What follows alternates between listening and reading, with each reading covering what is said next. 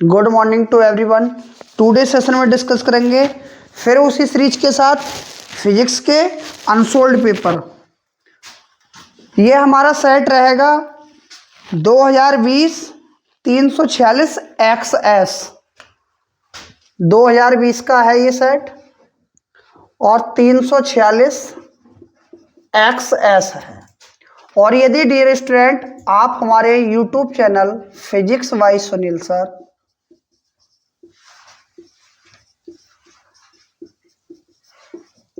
के new viewers हैं या पहली बार वीडियो को देख रहे हैं तो कृपया चैनल को सब्सक्राइब करें और बेल आइकन को दबाएं। बेल आइकन को दबाने से क्या होगा, जो भी वीडियो का नोटिफिकेशन भविष्य में जो भी वीडियो डाली जाएगी उसका नोटिफिकेशन सबसे पहले आपके पास पहुंचेगा। बिना देरी किए अपने टॉपिक पर आते हैं। और देखो, मैंने कल भी बताया था ये 10 से 12 वीडियो देख लो आप, सारा पेपर उसी में कवर हो जाएगा। और देखो अनसोल्ड पेपर जो है उससे ये पता चल जाता है कि हम कितना जानते हैं।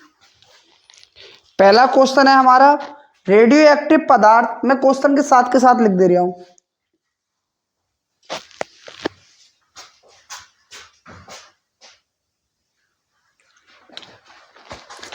क्वेश्चन साथ के साथ लिख रहा हूं, ये एक एक नंबर वाले क्वेश्चन है।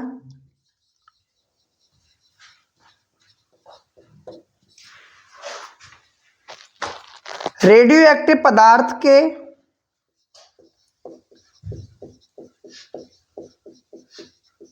रेडियो एक्टिव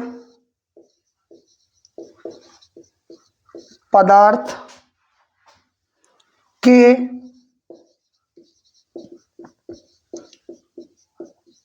औसत आयु तथा अर्ध आयु में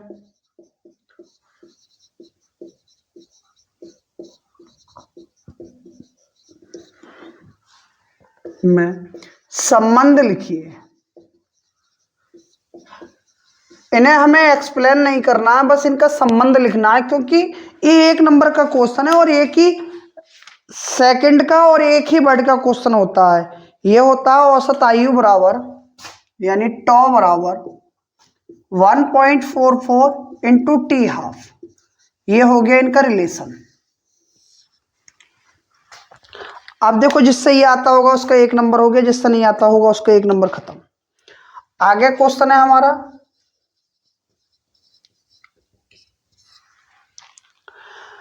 प्रकाश वैद्युत कार्य फलन का अर्थ समझाइए। प्रकाश वैद्युत कार्य फलन का अर्थ समझाइए।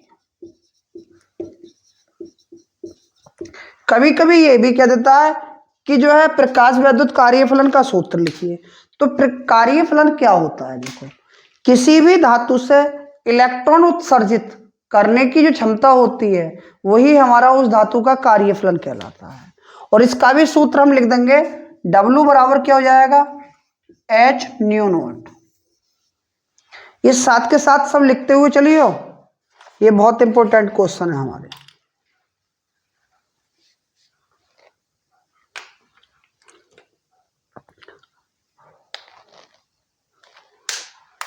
बार्टहीन धारा क्या है? आगे क्वेश्चन है हमारा बार्टहीन धारा क्या है।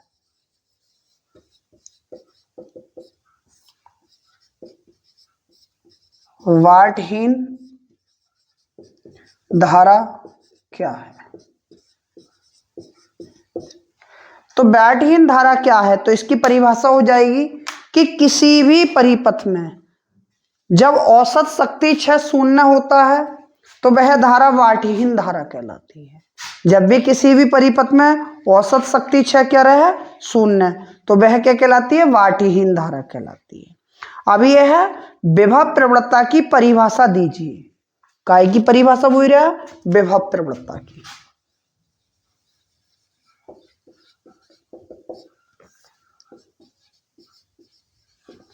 विभव प्रवणता की परिभाषा दीजिए। देखो विभव प्रवणता की परिभाषा क्या हो जाएगी, मैं आपको बता देता हूं। सूत्र होता है इसका E बराबर माइनस के delta V upon delta x. वैद्युत क्षेत्र में स्थित किसी बिंदु पर, वैद्युत क्षेत्र में स्थित किसी बिंदु पर वैद्युत क्षेत्र की तीव्रता उसकी ऋणात्मक विभव प्रवणता के बराबर होती है। यानी वैद्युत क्षेत्र में स्थित किसी बिंदु पर स्थित वैद्युत क्षेत्र की तीव्रता ऋणात्मक विभव प्रवणता के कैसी होती है, बराबर होती है। अब आगे है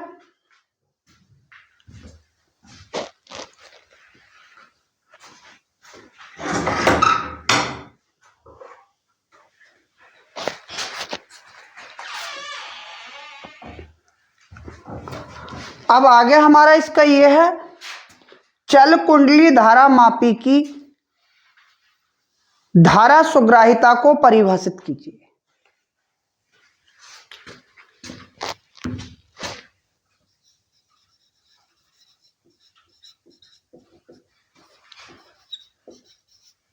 चल कुंडली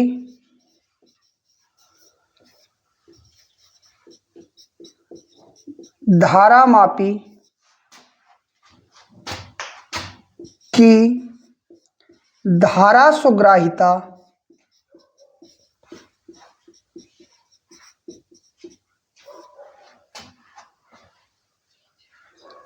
को परिभाषित कीजिए।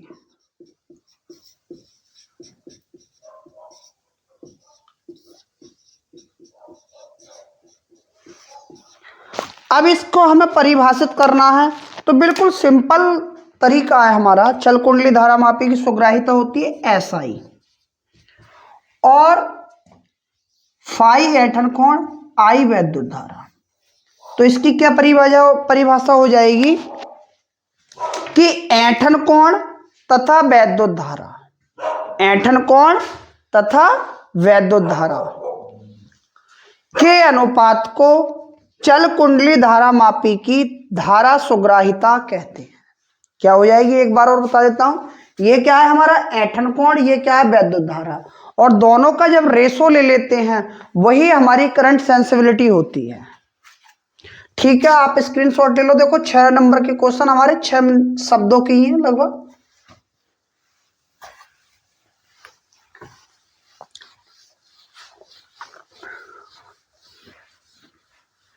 पढ़ाई हमें उस प्लेटफॉर्म पे करनी चाहिए जहां कम समय में ज्यादा से ज्यादा कंटेंट आपको मिल सके, और वो भी सीक्वेंस वे के साथ में। अगर यहां से भी अच्छा कहीं मिल गया तो वहां पढ़ो, कोई जरूरी थोड़ी है हमारे चैनल पे पढ़ो। जहां जो चीज अच्छी मिल रही है वहां पढ़ो बगैर टाइम की खर्च। ऐसा नहीं है कि यहीं पढ़ना है, यहां से अच्छा कहीं और मिल गया तो वहां भी पढ़ो। अब देखो, अब 2-2 नंबर वाले हमारे सवाल शुरू हो जाएंगे। वो कह रहे हैं कलांतर क्या होता है, प्रेरण प्रतिघात का सूत्र लिखिए। कलांतर होता है हमारा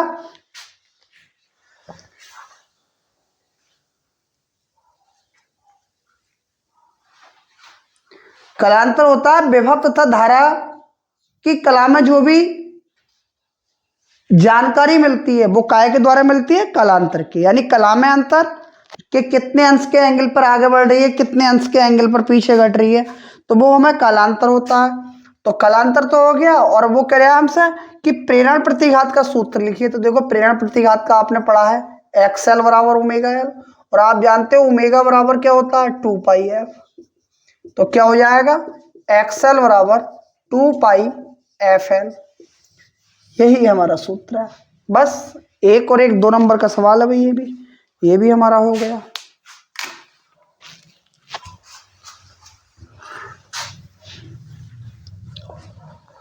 आगे है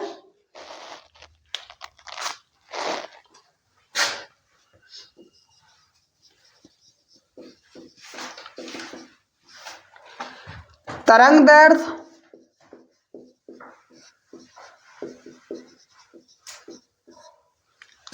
लैम्डा इक्वल टू 5 × 10⁻⁷ मीटर में फोटोन की ऊर्जा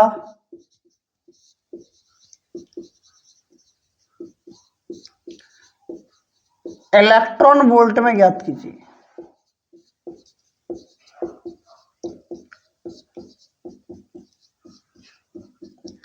अब यह है कोई हमारा फोटोन होगा, उसकी हमें क्या दी है, तरंग दैर्ध्य, और वो भी काय में दी है, मीटर में। कितनी दी है,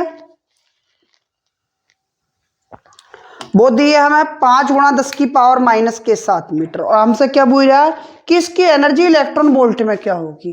तो देखो इसका सीधा सा सॉल्यूशन है आपके पास। क्या दिया है हमें, सबसे पहले देख लेते हैं। Given that lambda equal to 5 × 10⁻⁻7 metre में है। एच की वैल्यू आप जानते हैं 6.6 × 10⁻⁻34। सी की वैल्यू 3 × 10⁸ मीटर पर सेकेंड। और ई का मान भी जानते हैं 1.6 × 10⁻19 कूलम, ये मीटर पर सेकेंड होता है। आपने फोटोन की ऊर्जा के लिए सूत्र पढ़ा है, ई बराबर क्या होता है, Sc/λ। एच का मान 6.6 × 10⁻34, 3 × 10⁸। अब इलेक्ट्रॉन वोल्ट में निकलवा रहे हैं तो इलेक्ट्रॉन से गुणा, इलेक्ट्रॉन के मान से भाग। 5 × 10⁻⁻7, 1.6 × 10⁻, कितना, -90। पॉइंट से पॉइंट कैंसिल। उसके बाद में अब हम देखें 66 × 3, 5 × 16, यहां से ये कितने हो जाएंगे, 19 और 7 26। अब इसमें से ये गए तो ये भी 26 बचे, इससे ये कैंसिल। अब अगर हम 2 से काटे 33 बार कटेगा, 2 से काटे 8 बार कटेगा।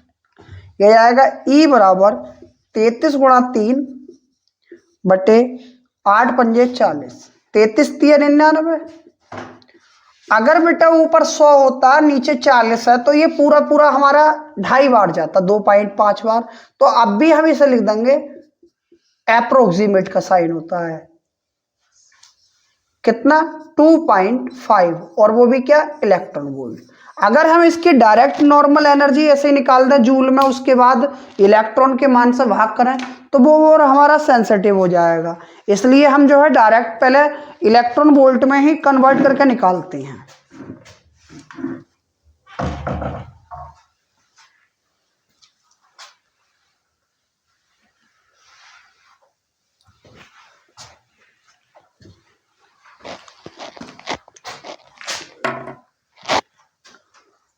ठीक है, आगे हम इसमें बढ़ जाते हैं, कोई दिक्कत है ही नहीं किसी को।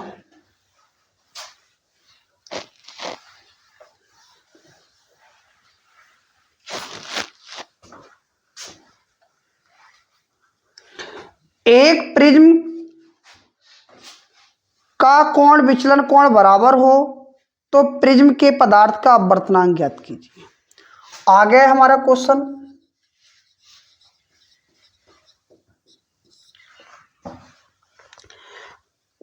यदि प्रिज्म का कोण तथा विचलन कोण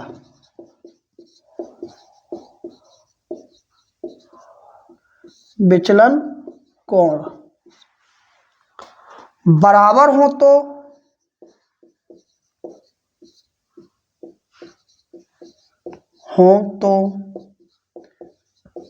तो प्रिज्म के पदार्थ का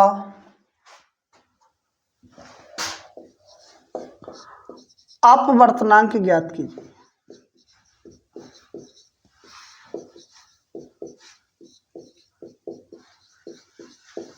हमें यह बता रहा है कि प्रिज्म कोण और विचलन कोण आपस में कैसे हैं, बराबर है। तो प्रिज्म के पदार्थ का अपवर्तनांक हमें अकॉर्डिंग टू क्वेश्चन चलना है। उसने वो कहा है कि प्रिज्म कोण यानी ए और डेल्टा एम आपस में इक्वल है। तो एन बराबर हमने तो ये पढ़ा है साइन ए प्लस के delta M upon two sine A by two. ठीक है, अब हमसे वो कह रहा है कि दोनों बराबर है, तो हम डेल्टा एम की जगह ए रख लेते हैं, क्योंकि ए को अगर हम चेंज करें तो दो जगह करना पड़ेगा। एन बराबर sine A plus A upon two और साइन ए अपॉन टू, ये हो जाएगा एन बराबर sine two A upon two और sine A upon two, two से टू कैंसिल। आपने पढ़ा होगा साइन टू ए का सूत्र होता है two sine A into cos A.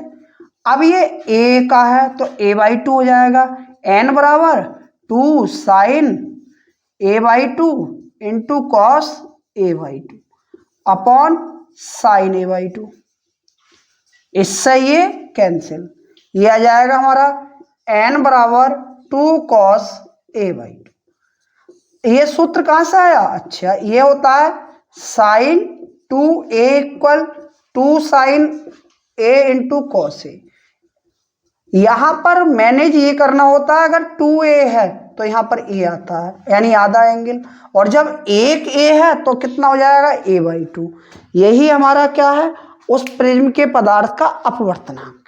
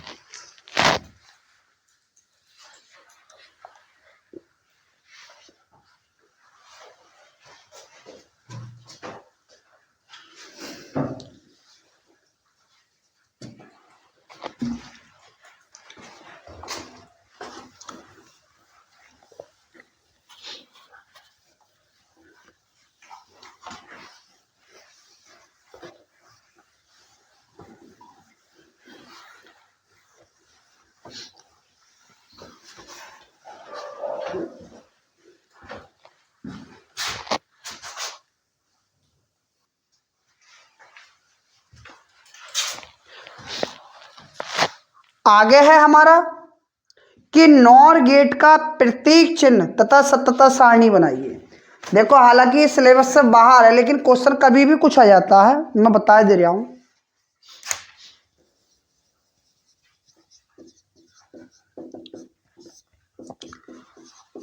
Nor gate का प्रतीक चिन्ह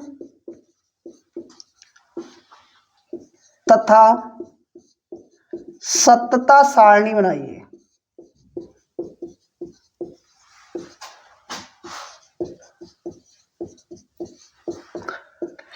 ठीक है, इसमें हमें नॉर गेट का परिभाषा नहीं मालूम करा तो हम बताएंगे भी नहीं। नॉर गेट की बात चल रही है, पहले और गेट बनाओ।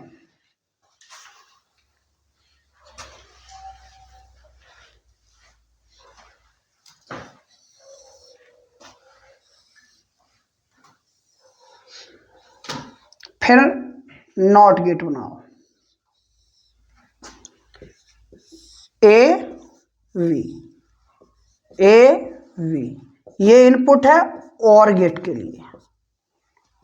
कौन सा गेट है ये? और गेट।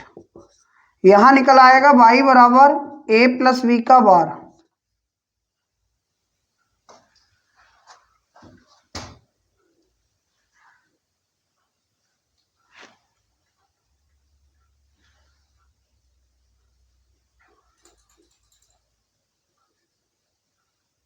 और यहां पर आ जाएगा हमारा y बराबर ए डॉट बी का बार। है तो ए डॉट बी रहेगा और ये हो जाएगा ए डॉट बी का बार।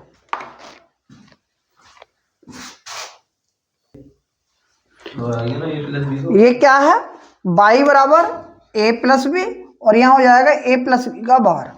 ये तो इसका प्रतीक चिन्ह हो गया, ये not gate.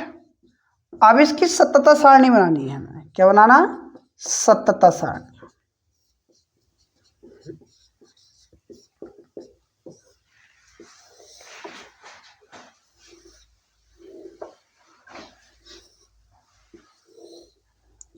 A V, Y बराबर ए प्लस बी और बाई डैश बराबर ए प्लस बी का बार।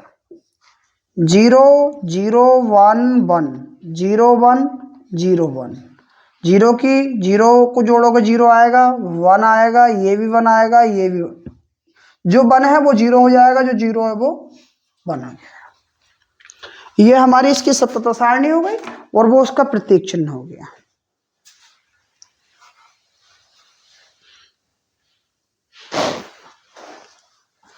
इसका स्क्रीनशॉट आपने ले लिया? अच्छा ठीक है, तो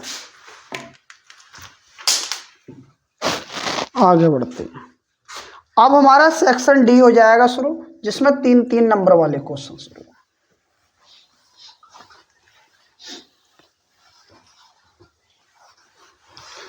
अच्छा, ये अनसोल्ड पेपर आपके पास होगा मेरे हिसाब से, तो मैं ना क्यों ना इसकी क्वेश्चन शुरू कर ना लिखाऊं, सीधे डायरेक्ट ही करा दूं। अच्छा देखो, ये कह रहा है एक उत्तल लेंस तथा एक अवतल लेंस जिनकी क्षमताएं 10 डायोप्टर व 2 डायोप्टर हैं। ये क्वेश्चन नंबर 4 का है, आप आखिर के अनसोल्ड में देख लेना।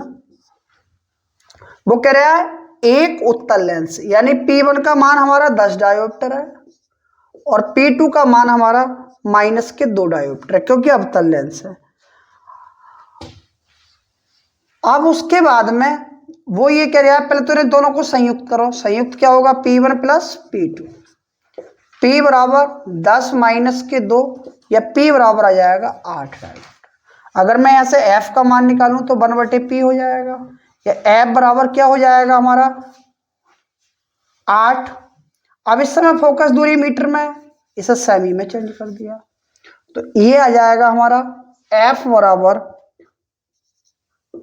12.5 सेमी। अब वो कह रहा है कि इन दोनों के युग्म से 25 सेमी की दूरी पर कोई वस्तु रखी है, और वस्तु की दूरी तो निगेटिव आती है ऑलवेज।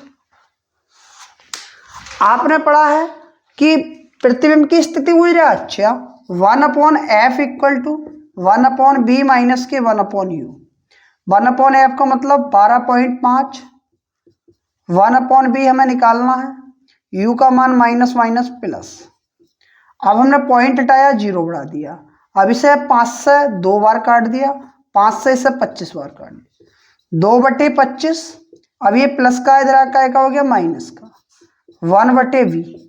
इसका एलसीएम कितना लेंगे हम?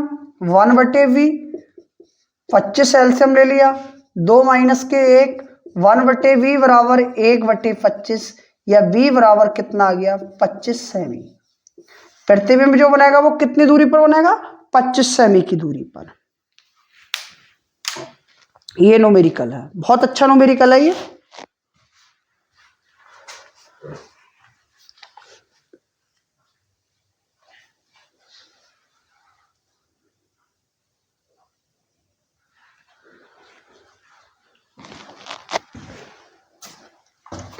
इसी का खा क्वेश्चन है हमारा।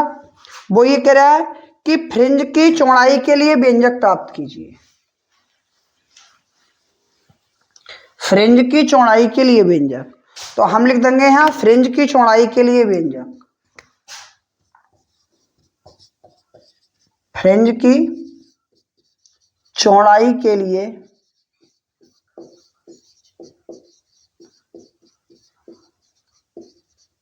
व्यंजक। देखो, आपने पढ़ा होगा कि दो क्रमागत फ्रिंजों के बीच की दूरी को ही फ्रिंज की चौड़ाई कहते हैं। अब यहां आकर आप लिखोगे वी नो दैट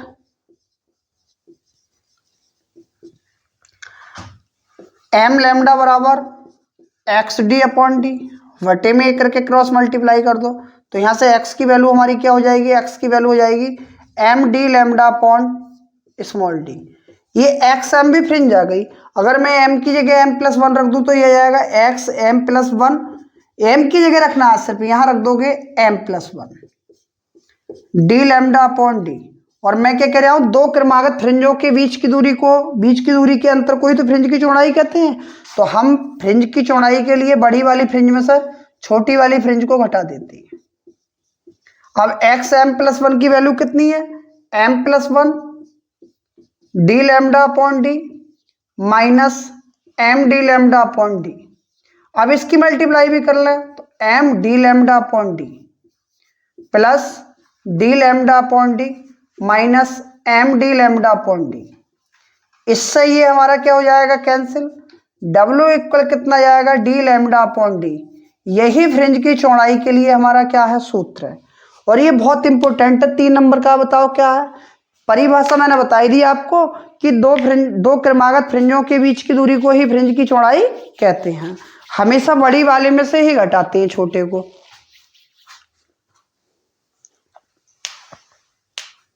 क्योंकि क्वेश्चन लिखने में बेवजह में टाइम स्पेंड हो रहा है, इससे अच्छा यही है कि बिना क्वेश्चन टाइम स्पेंड किए हम क्वेश्चन बता देंगे, आपको लिखते चले जाओगे। ठीक है, इसका आगे बढ़ जाते हैं।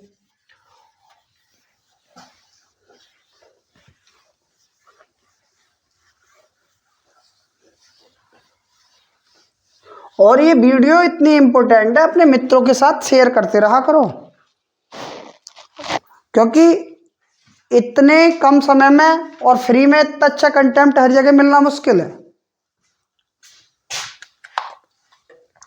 आगे है देखो, एक छोटा छड़ चुंबक। आगे ये क्वेश्चन हमारा उसका है रेडियो एक्टिव वाला, वो आप कर दोगे T बराबर, उससे निकाल दोगे आप स्मॉल n बराबर कैपिटल T बटे T हाफ से। वो आसान है, इस वजह से मैं छोड़ दे रहा हूं उसे। ये है देखो, एक छोटा छड़ चुंबक एक समान चुंबकीय क्षेत्र, चुंबकीय क्षेत्र को 20 से प्रदर्शित करते हैं और वो कितना 4.5 टेस्ला में रखा है।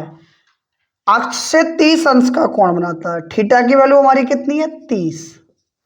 उसके बाद में कह रहा है इस पर बल आघूर्ण कितना लगता है हमारा 4.5 गुणा 10 की पावर माइनस के 2 न्यूटन मीटर। उसके बाद में ये कह रहा है कि स्थितिज ऊर्जा ज्ञात करो। चलो स्थितिज ऊर्जा तो हम बात को निकालेंगे, पहले m की वैल्यू तो निकालें। तो m की वैल्यू निकालने के लिए आपने पढ़ा होगा कि टॉ बराबर क्या होता है mb साइन थीटा। अब m की वैल्यू कितनी है हमारी, टॉ की वैल्यू 4.5 गुणा 10 की पावर माइनस के 2। m का मान निकालना, b का मान 4.5 और साइन 30। इससे ये कैंसिल, 10 की पावर माइनस के 2 m इंटू 1/2 बटे में एक करके क्रॉस मल्टीप्लाई कर दो। m equal to 2 into 10 to the power minus के 2, क्या आ गया एम्पियर मीटर स्क्वायर। अब यहां से ऊर्जा के लिए सूत्र U बराबर mb 1 माइनस के कॉस थीटा।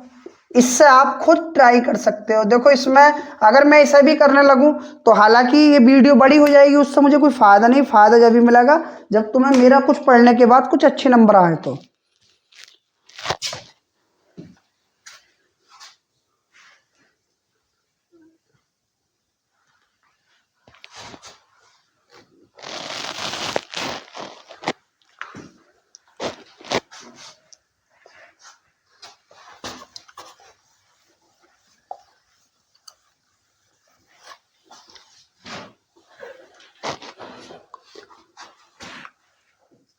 आगे है एक अनंत लंबाई के एक समान रूप से आवेशित तार का रैखिक आवेश घनत्व 10 गुणा 10 की पावर माइनस के 8 कूलाम प्रति मीटर है।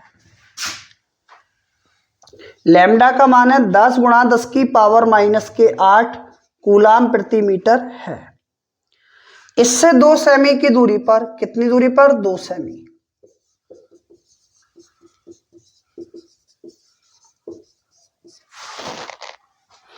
उत्पन्न वैद्युत क्षेत्र की तीव्रता ज्ञात कीजिए। यह सवाल हर साल लगभग आता है। या फिर इसका अनंत लंबाई के आवेशित तार के निकट वैद्युत क्षेत्र की तीव्रता का सूत्र निकालना आता है, सिद्ध करना। तो ये तो आपने पढ़ा है E बराबर 1/4 pi epsilon not 2 lambda upon r। अब इसकी वैल्यू कितनी हो जाएगी 9 गुणा 10 की पावर 9 2 लैम्डा, यानी 10 गुणा 10 की पावर माइनस के 8 और बटे में कितना 2 गुणा 10 की पावर माइनस के 2। 2 से 2 कैंसिल आउट। अब ये क्या हो गया, 10 की पावर माइनस के 2 है, ऊपर जाके क्या हो जाएंगे प्लस के 2, एक हमारा ये है। तो कुल मिला के ये जाएगा ई बराबर 9 गुणा 10 की पावर 9 प्लस के 1 प्लस के 2 माइनस के 8। ई बराबर 9 गुणा 10 की पावर 12 माइनस के 8। तो ये हो जाएगा ई बराबर 9 गुणा 10 की पावर 4 न्यूटन प्रति कूलम। यही हमारा आंसर है।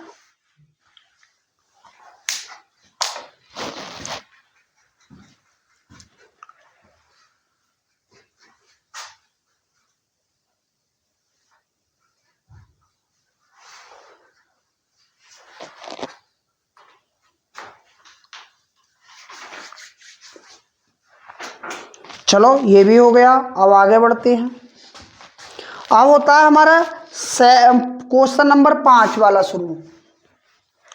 उसमें ये कह रहा है किरचॉफ के वैद्युत परिपथ संबंधी नियमों का संतुलन करके व्हीटस्टोन सेतु को सिद्ध कीजिए। तो मैं व्हीटस्टोन सेतु के बारे में बता देता हूँ कि ये हमारे इंग्लैंड के एक वैज्ञानिक हुए हैं। क्या लिखेंगे व्हीटस्टोन सेतु के बारे में कि इंग्लैंड के वैज्ञानिक प्रोफेसर व्हीटस्टोन ने प्रतिरोधों की एक ऐसी व्यवस्था का आविष्कार किया जिसकी सहायता से हम किसी भी परिपथ का प्रतिरोध ज्ञात कर सकते हैं। तो सिद्ध करने की बात रही तो मैं यहाँ हेडिंग डाल देता हूँ व्हीटस्टोन सेतु। व्हीटस्टोन ब्रिज, व्हीटस्टोन सेतु।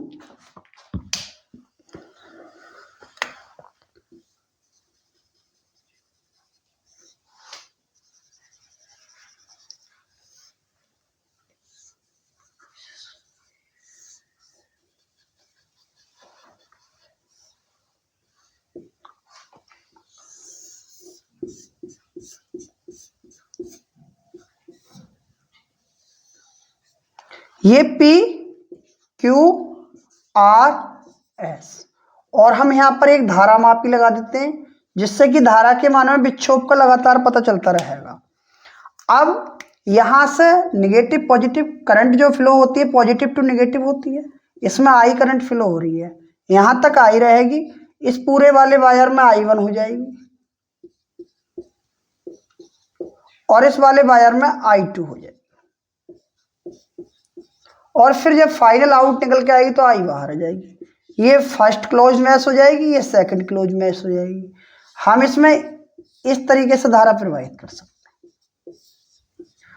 अब इसमें लिखने को तो आप लिख सकते हो कि माना 4 प्रतिरोध एक आयताकार रूप में लगाते हैं जो कि PQRS हैं, जिन्हें एक बैटरी से जोड़ा गया है जिसमें प्रवाहित धारा I है। उसके बाद में अगर हम प्रथम बंद पास में क्या लिखेंगे, प्रथम बंद पास के लिए किरचॉफ के द्वितीय नियम से क्या होगा, देखो यहां से शुरू कर दें। अगर हम इसका नाम दे दें AVCD, प्रथम बंद पास कौन सी हो गई AVDA।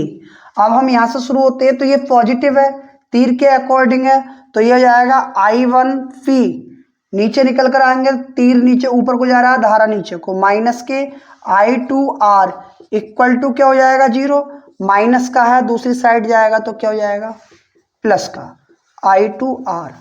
समीकरण 1। अब द्वितीय बंद पास के लिए निकालते हैं, द्वितीय बंद पास के लिए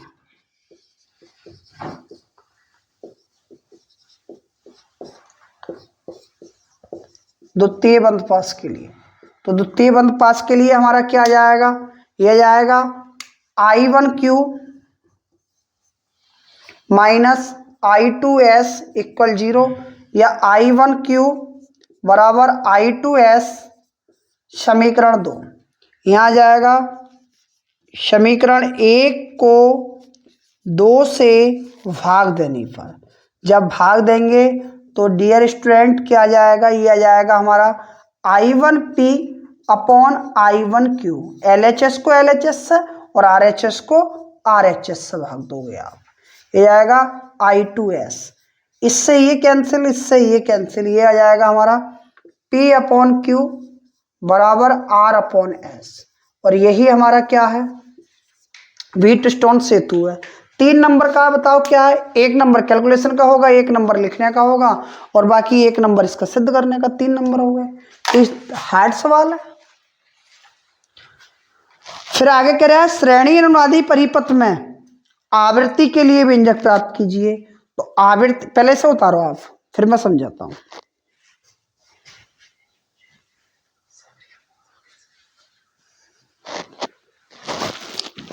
और भाई अजीम भैया ठीक है?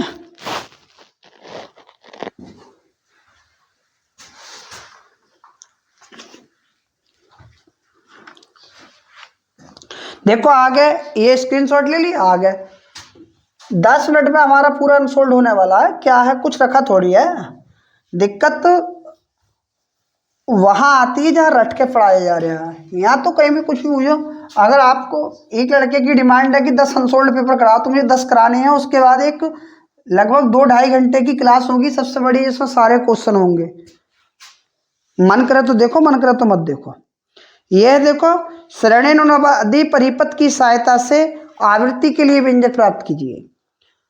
तो मैं यह बता दे रहा हूं, श्रेणी अनुनादी परिपथ आर एल सी, बी बराबर B naught sine omega T,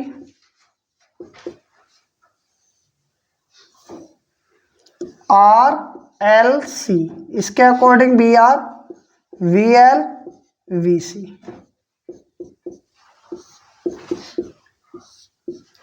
अब इसमें इसकी देखो, वो तो आप लिख ही दोगे श्रेणी अनुनादी परिपथ के बारे में। मैं इसकी प्रतिबाधा के लिए वो लिख देता हूं। क्या होती है? Under root R square plus XL minus के एक्स का स्क्वायर, और इसका कालांतर देखें तो वो ये हो जाएगा हमारा एक्सएल माइनस के एक्स सी अपॉन आर। और श्रेणी अनुनादी परिपथ क्या होता है? ऐसा परिपथ जिसमें प्रेरण प्रतिघात धारिता प्रतिघात के बराबर होता है, वह परिपथ श्रेणी अनुनादी परिपथ कहलाता है। हेडिंग डालना चाहो डाल दो, श्रेणी अनुनादी परिपथ। तो आवृत्ति जब निकालते हैं तो प्रेरण प्रतिघात धारिता प्रतिघात के बराबर होता है। अब इसकी जगह ओमेगा एल, इसकी जगह 1/ओमेगा सी। ओमेगा इंटू ओमेगा बराबर 1/LC, ये हो जाएगा ओमेगा स्क्वायर बराबर 1/LC। वर्ग हटाओगे क्या चढ़ जाएगा? वर्गमूल। इसकी जगह क्या? 2πf 1/√LC। हमें तो आवृत्ति फ्रीक्वेंसी चाहिए ना, f इक्वल टू 1/2π √LC, और यही हमारी धारिता के लिए सूत्र हो गया।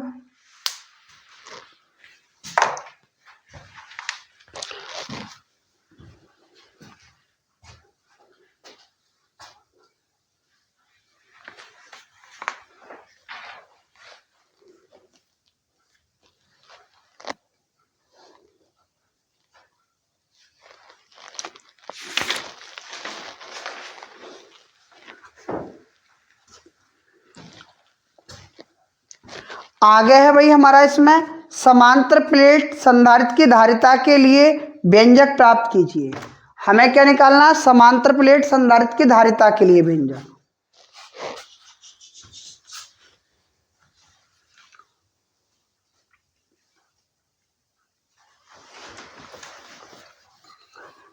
कैंडी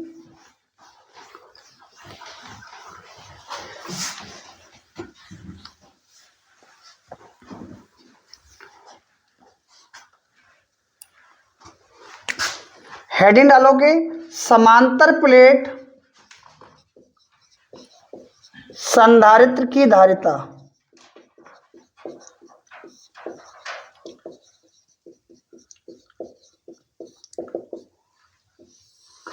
ये भी आपने वैसे इसका वीडियो पड़ा हुआ है, मगर फिर भी मैं करा दे रहा हूं। जो आगे कोई यार रिपीट होगा तो उससे कर लेंगे हम, ऐसे के वीडियो के उसमें देख लेना।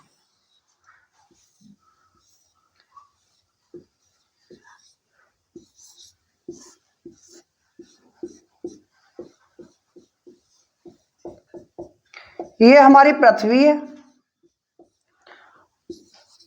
और ये वैद्युत स्रोत है।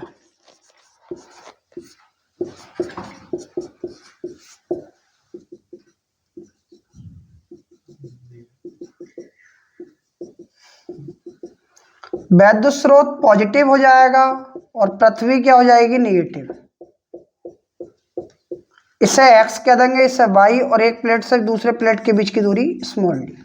तो इसमें लिखेंगे माना दो समांतर प्लेटें x तथा y हैं, माना दो समांतर प्लेटें x तथा y हैं, एक प्लेट से दूसरे प्लेट के बीच की दूरी स्मॉल d है तथा x प्लेट को वैद्युत स्रोत तथा y प्लेट को पृथ्वी से जोड़ा गया है।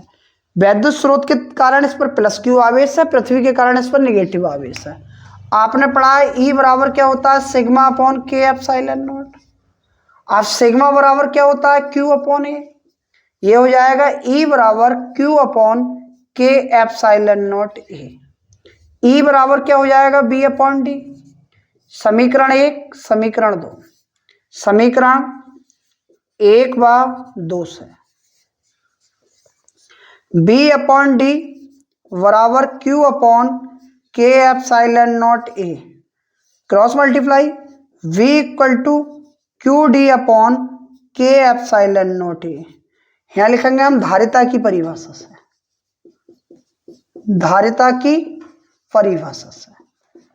धारिता की परिभाषा क्या होती है, C बराबर Q अपॉन बी।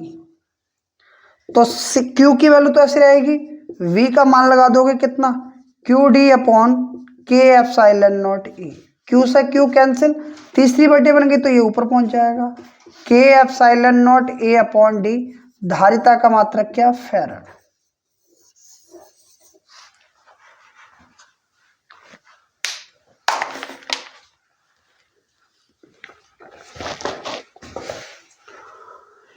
इसके बाद में देखो इसमें दे रखा है हमारा कि अनुचुंबकीय, लोह चुंबकीय तथा प्रतिचुंबकीय को स्पष्ट कीजिए। तो आप जानते हो जो चुंबकीय क्षेत्र में आ जाते हैं उन्हें लोह चुंबकीय, जो हल्के से आकर्षित होते हैं उन्हें अनुचुंबकीय, जो विपरीत दिशा में चले जाते हैं वो प्रतिचुंबकीय।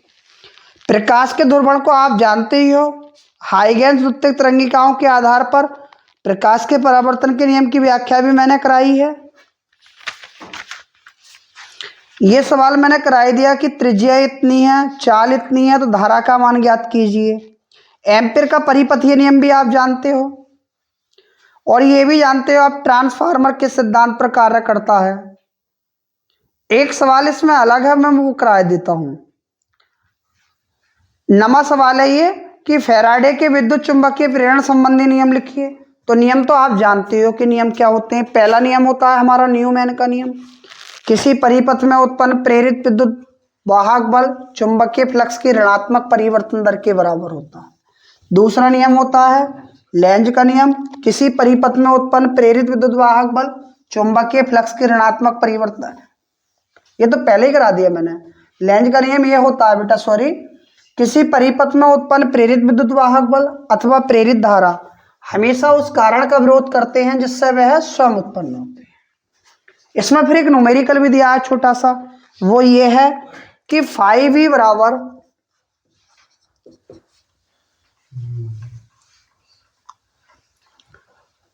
AT square plus VT plus C, और A बराबर दिया है 0.3, V बराबर दिया है 0.6, C बराबर 0.8 और T का मान दिया है 2 सेकेंड। तब वो ये कह रहा है कि प्रेरित विद्युत वाहक बल का मान ज्ञात कीजिए। समीकरण 1, दोनों तरफ T के सापेक्ष, समीकरण 1 लिख देंगे। समीकरण 1 का दोनों तरफ T के सापेक्ष अवकलन करने पर delta 5V upon delta T, AT square upon DT plus B DT upon DT plus DC upon DT। अब ये हो जाएगा 2AT प्लस B आगे 0, ये d5V अपॉन DT का मान आ गया। अब A का मान भी रखो, कितना 0.3 गुणा 2 प्लस B का मान कितना 0.6, 2 दूनी 4 तिया 12, 1.2 प्लस के 0.6, यहां से आ जाएगा d5e/dt बराबर 1.8। आपने पढ़ा है e बराबर माइनस के n d5e/dt। जब n का मान नहीं दिया है तो 1 लगा दोगे और 1.8, तो e की वैल्यू कितनी आ गई माइनस के 1.8 वोल्ट। देख लो आप, इसमें अगर कहीं समझ में ना आ रहा तो मैं दोबारा बता दूंगा। जो समीकरण दिया है सबसे पहले उसका क्या कर दो अवकलन, किसके सापेक्ष, टी के सापेक्ष। और जैसे ही हमने टी के सापेक्ष इसका अवकलन कर दिया उसके बाद में क्या हो जाएगा हमारा, उसके बाद में जो है ए और बी के मान लगा दो, ठीक है। फिर ई बराबर ΔΦ/ΔT हो जाएगा। ये हमारा अनसोल्ड पेपर हुआ। 30 से 40 मिनट की वीडियो पूरी खत्म हो गई। यदि डियर स्टूडेंट आपको वीडियो पसंद आई हो तो भर भर के लाइक करें और मित्रों के साथ शेयर करें। Thanks for watch video.